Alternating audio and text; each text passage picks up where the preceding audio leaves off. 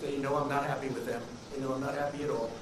And frankly, I don't want to set the world necessarily to thinking too much about it right now, but there's been no country anywhere at any time that's ripped us off like China has.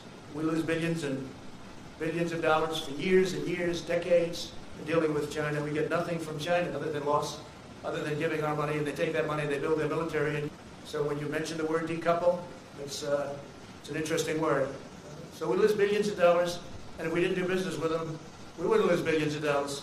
It's called decoupling, so you'll start thinking about it. You'll start thinking. In 2001, Biden said the United States welcomes the emergence of a prosperous, integrated China on the global stage because we expect this is going to be a China that plays by the rules. They didn't play by the rules. They didn't play by the rules. And frankly, they cheated. Okay, they cheated. I'll say it. What difference is it? I feel much differently. I feel I made a great trade deal with China. Great. And they're buying. You know why they're buying? Because they know I'm not happy. That's why they're buying. When we're being ripped off by countries, but nobody's even close to China.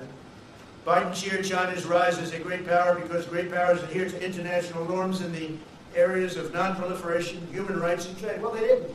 China's been very bad. On top of which we had the China plague sent to us, and other viruses, nothing near this area, but the swine.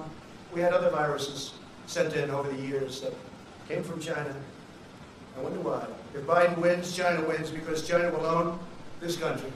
Under my administration, we will make America into the manufacturing superpower of the world and will end our reliance on China once and for all.